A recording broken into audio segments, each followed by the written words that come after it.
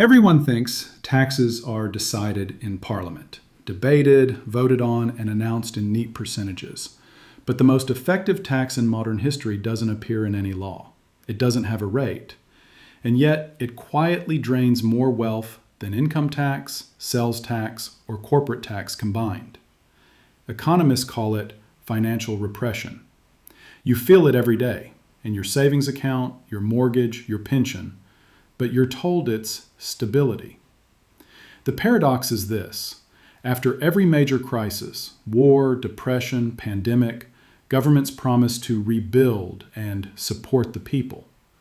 But beneath those promises lies the same silent tool. Lower your returns, freeze your capital, and let inflation nibble at your future.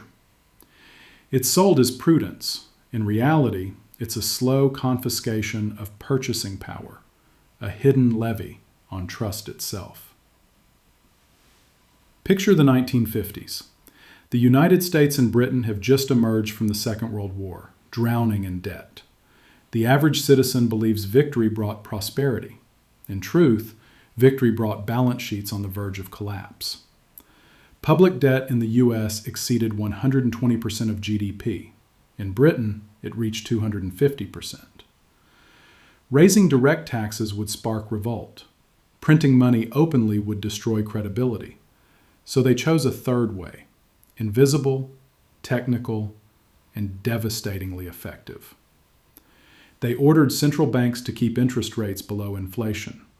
That means your money in the bank, the fruit of your labor, quietly lost value every year, while the state's colossal debt melted away in real terms. It was elegant theft through arithmetic. Between 1945 and 1980, inflation averaged around 4%, while savings accounts paid 2%. That 2% gap, repeated year after year, transferred wealth from savers to debtors, from households to the Treasury, from the many to the few.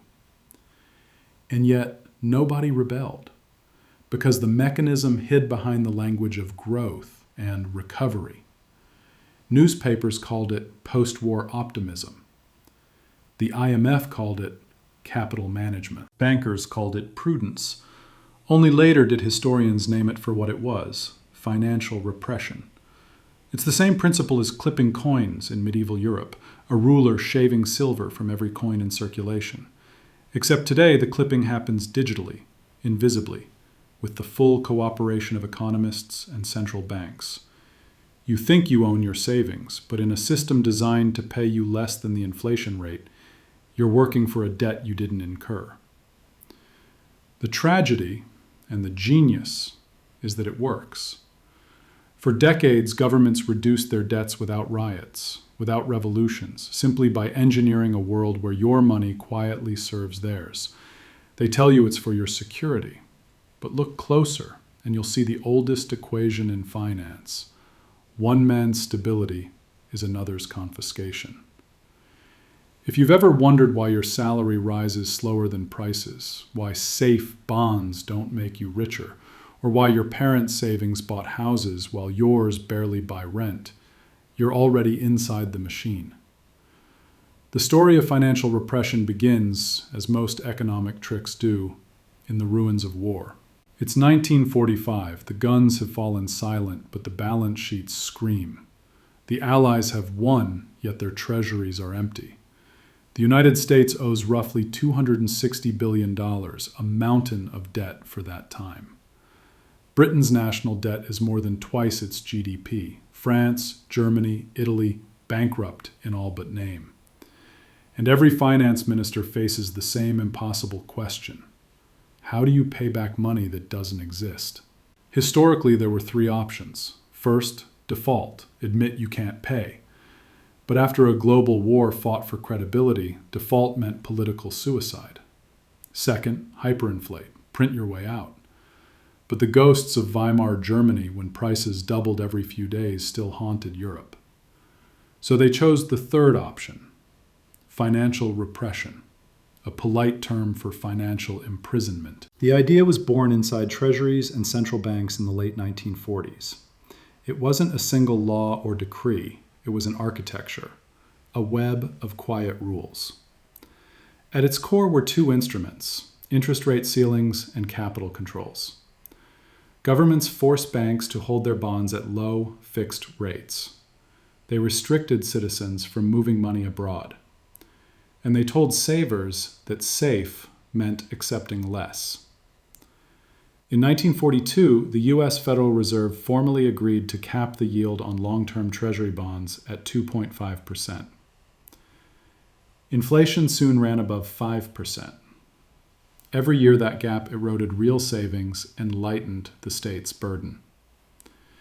In Britain, the Treasury issued war loan bonds that would later yield less than the inflation rate for decades. It was a quiet miracle, debt melting without visible fire. But repression requires obedience, and obedience requires faith. To keep the illusion alive, governments created new institutions that would disguise compulsion as policy. The International Monetary Fund, IMF, and the World Bank, founded in 1944 at Bretton Woods, were presented as guardians of stability. In reality, they were the scaffolding for a new monetary order, one that centralized power over capital flows. Currencies were pegged to the dollar was pegged to gold, and capital was fenced within borders. You couldn't easily send your savings to Switzerland or convert pounds into francs. Every exit was locked. Stability meant you stayed in your own cage. Economists of the time celebrated it as discipline. They called it the Bretton Woods consensus. But what it really achieved was control. With interest rates frozen, banks became pipelines for state financing. The saver, thinking he was supporting Reconstruction, unknowingly subsidized the government's survival.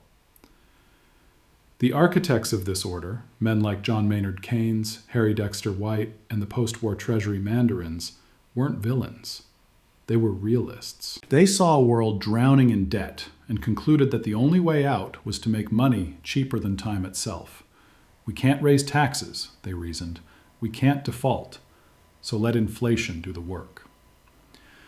Between 1945 and 1980, this quiet policy transferred trillions in today's dollars from citizens to governments. By the end of that era, the U.S. debt to GDP ratio had fallen from 120% to under 30%, not through austerity or miracle growth, but through the slow erosion of real value. Savers lost. Debtors, especially the state, won. The method was subtle, almost beautiful in its deception. The government never took your money outright. It simply created conditions where keeping it guaranteed you'd lose it. Your bank, your pension, your insurance fund all became tools in a national strategy to dissolve debt invisibly. And it worked because everyone believed it was for the greater good. The slogans were noble: rebuild, modernize, protect. Nobody questioned that behind the patriotic posters, a silent tax was being collected, not in coins, but in percentages. Look around today and the vocabulary has barely changed. Price stability, financial regulation, macroeconomic management. Different century, same vocabulary of control. Every empire needs a revenue stream that doesn't provoke revolt. Financial repression was the 20th century's masterpiece, a system that taxed faith instead of income. And like all systems built on illusion, it thrived precisely because nobody saw it happening. If this gave you a new lens on how money and power entwined after 1945, drop a comment where you're watching from. The 1950s to the early 1970s looked like a golden age. Factories hummed, suburbs bloomed, televisions flickered with optimism. The newspapers called it the long boom. To the average citizen, it seemed as though the world had finally cracked the code. Growth without chaos, credit without collapse. Wages were rising, jobs were plentiful, and the middle class was born. But beneath that shining surface, the arithmetic was quietly lying. Financial repression had done its job. Governments had stabilized their debts by suppressing the price of money. And because interest rates were fixed below inflation, borrowing felt almost free. A government could build highways, armies, and welfare states with funds effectively subsidized by its citizens' shrinking savings. Corporations too joined the party. They borrowed cheap, expanded fast, and filled the markets with cars, refrigerators, and promises. It was a beautiful illusion. Every economic model looked stable because it was built on controlled interest rates and predictable inflation. Central banks were no longer neutral. They were the puppeteers. When inflation crept higher, they didn't raise rates. They simply changed definitions, reweighted indexes, or used price controls. The system thrived on managed perception. The average worker in 1965 didn't know that the dollars in his pocket were already worth less than those of his father. He only saw the new home, the new car, the miracle of television. His pension fund bought government bonds, the same bonds that paid less than the inflation rate, but nobody cared. Paper wealth grew even as real purchasing power eroded. It was a golden cage lined with optimism. And it wasn't just in the West. The model spread globally. Developing countries adopted similar controls: capital restrictions, state banks, subsidized loans. The IMF called it development planning. The Soviet Union called it five-year progress. In truth, both systems depended on the same principle: forced savings and hidden inflation. Whether capitalist or socialist, the math didn't change. The illusion was sustained by a single metal: gold. Under the Bretton Woods system, every dollar was theoretically backed by it, at $35 per ounce. But the supply of dollars grew far faster than the gold reserves that were supposed to support them. By the late 1960s, there were 5 times more dollars in circulation than the U.S. Treasury had in gold. Foreign governments, led by France under Charles de Gaulle, began demanding conversion. Gold flowed out of Fort Knox like sand through fingers. Still, politicians insisted the system was sound. Trust the dollar, they said. It's as good as gold. It was the same line every empire uses before devaluation, from Louis XVI's assignats to Argentina's pesos. But as long as wages rose and markets grew, nobody cared. Debt looked harmless when inflation kept it cheap. Financial repression had achieved something miraculous. It had made inequality invisible. The wealthy owned real assets, land, factories, stocks, that rose with inflation. The middle class held cash and bonds, which lost value slowly, quietly. It was confiscation through comfort. As long as everyone felt richer, the transfer of wealth from savers to borrowers went unnoticed. By 1969, a US dollar had lost about a third of its pre-war purchasing power, yet GDP had tripled. Economists hailed it as proof of progress. The truth was simpler. The economy was expanding on credit priced below its real cost. Growth wasn't organic. It was borrowed from the future, and so the illusion deepened. Politicians learned they could promise anything: housing, education, endless prosperity, as long as interest rates stayed low. Banks learned they could lend without risk because central banks would always keep money cheap. Citizens learned to trust the paper more than the metal. It felt eternal, as if the laws of arithmetic had been rewritten by optimism. But history doesn't forgive when math meets politics. Numbers can be postponed, not erased. When the tide finally turned, it wasn't ideology that broke the system. It was simple subtraction. If this part helped you see how the Golden Age was built on invisible losses, tell me in the comments where you're watching from. Every illusion eventually meets its accountant. For financial repression, that moment came in August 1971, when President Richard Nixon went on television and calmly announced that the United States would temporarily suspend the dollar's convertibility into gold. It sounded technical, a measure to protect the currency from speculators. In reality, it was the admission that the system had already failed. The quiet confiscation could no longer hide behind gold. The mask of stability slipped. Here's what really happened. For decades, the U.S. had printed more dollars than it had gold to back them. The world, rebuilding from war, accepted those dollars because they were as good as gold. But by the late 1960s, foreign central banks, especially France under Charles de Gaulle and later West Germany, began calling America's bluff. They sent ships to New York Harbor loaded with paper dollars demanding gold bars in return. At one point, the U.S. lost $3 billion in gold in a single month. The arithmetic no longer worked. There were $60 billion in claims on $10 billion of gold. You can hide a lot of things in economics, except math. When Nixon closed the gold window, it was supposed to be temporary. Instead, it ended the Bretton Woods system forever. Currencies that had been pegged for 25 years were suddenly set free and immediately began to fall. Inflation surged across the developed world. The safe bonds that citizens had been forced to buy for decades collapsed in real value. In Britain, the pound lost half its purchasing power during the 1970s. In the US, inflation hit 13% by 1979. The hidden tax became visible and angry. People called it stagflation, a new word for an old crime.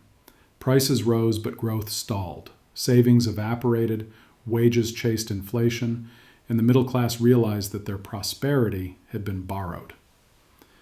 Governments blamed oil, unions, and foreign shocks. But the cause was simpler. A system built on suppressed interest rates had run out of credibility. To kill inflation, someone had to do the opposite of repression: release the price of money. That man was Paul Volcker, the U.S. Federal Reserve Chairman who in 1979 raised interest rates to nearly 20%. It was financial shock therapy. Mortgage rates doubled, factories closed, recessions swept the world. But the arithmetic was restored. Money regained its price, and debt regained its pain. The political consequences were seismic. The post-war consensus that governments could manage economies forever died. Deregulation replaced control. Capital was suddenly free to move again, across borders and continents. Wall Street replaced the Treasury as the center of financial gravity.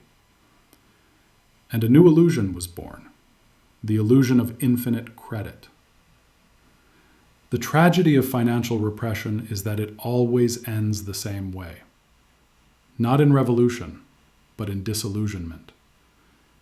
People don't storm palaces anymore. They just lose faith in money itself.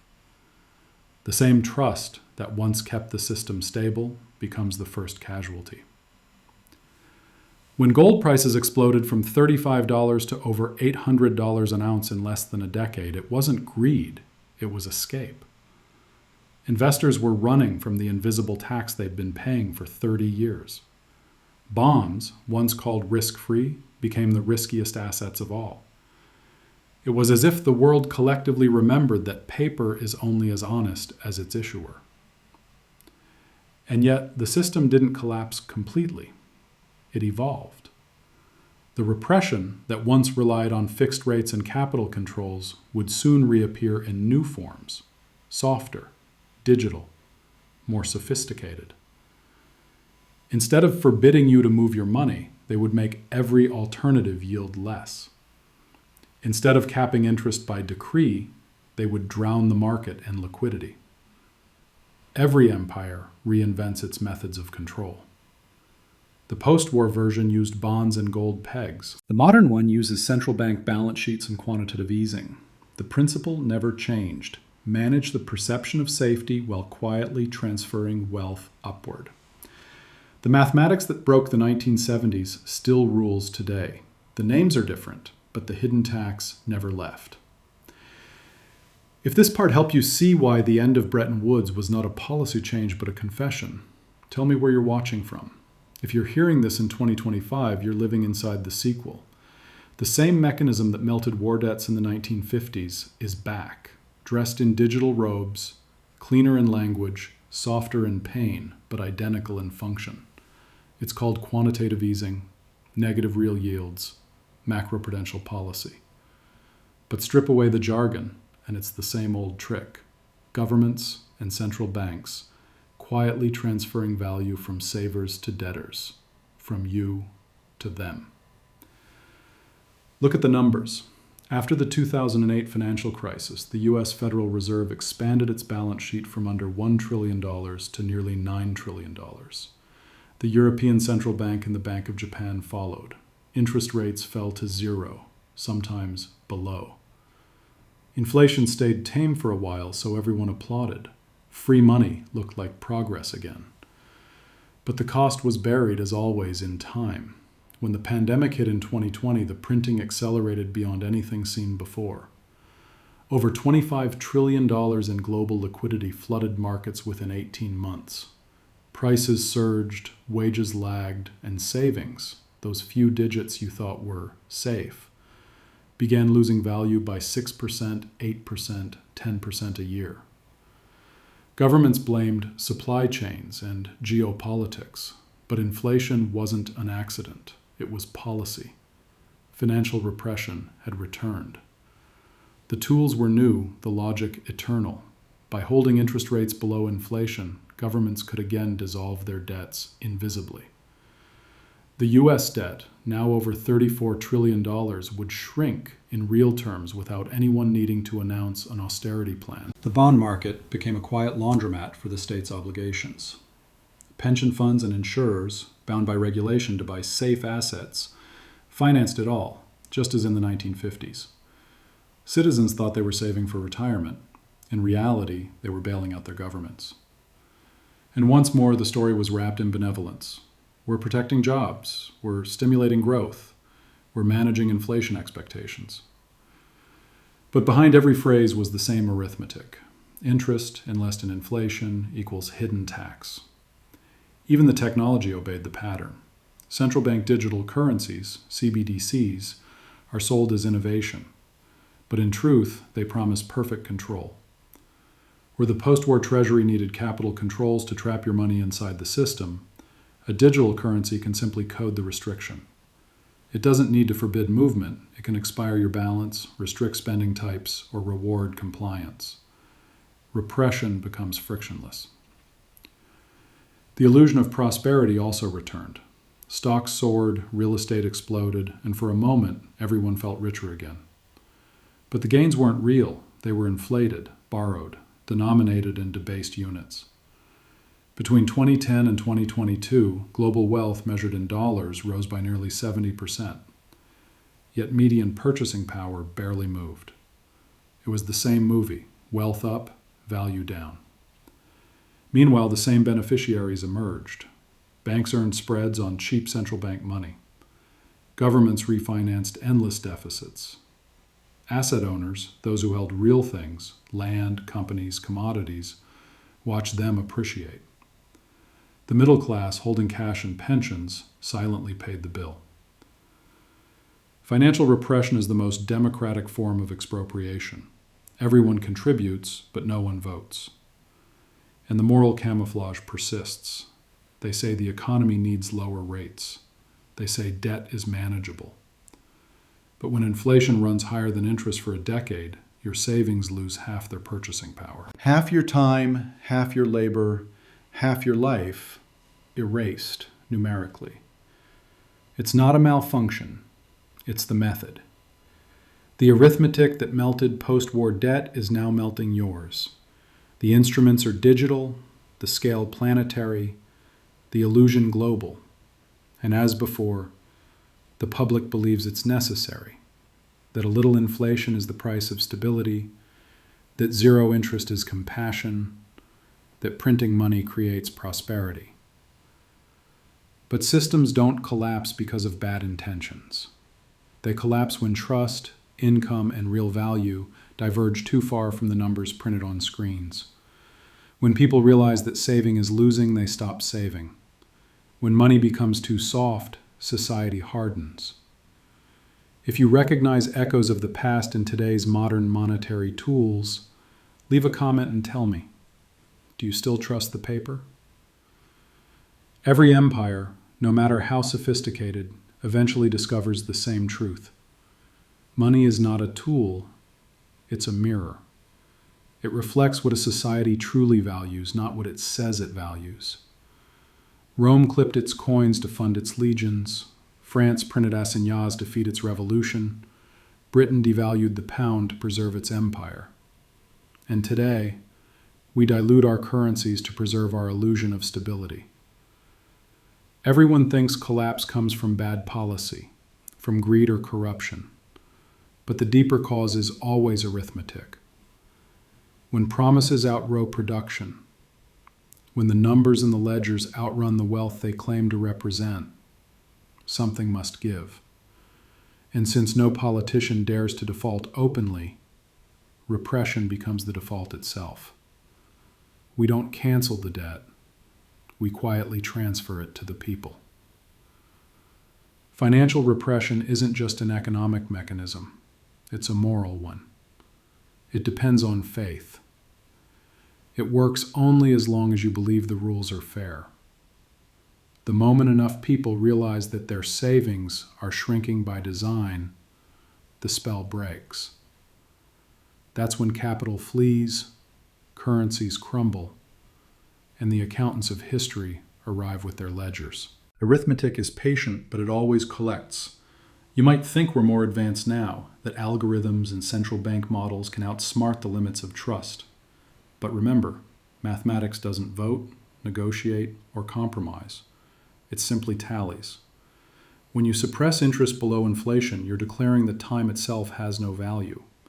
And when a civilization begins to devalue time, the hours of human life, it's already spending its future. The hidden tax of repression is not just financial, it's psychological. It teaches generations that saving is foolish, that speculation is rational, that working harder means falling behind. It replaces thrift with risk, patience with leverage, citizens with consumers. And when money stops rewarding virtue, societies lose the map that once guided them. We are living once again in a world where the arithmetic is diverging from the story.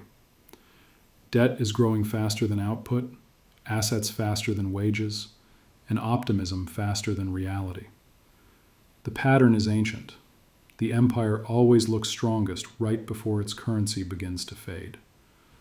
So remember this law of money. Systems don't fall because of bad intentions. They fall when numbers outgrow gold, real income, or trust. That's not ideology. It's gravity. If you've stayed with this story to the end, you now know what few are willing to say aloud. You don't need a revolution to lose your wealth. You just need a slow, polite inflation, managed by experts, applauded by markets, invisible in daily life. Arithmetic cannot be deceived. It can only be delayed. If this made you see your savings, your paycheck, your world a little differently, tell me where you're watching from, because the hidden tax isn't coming. It's already here.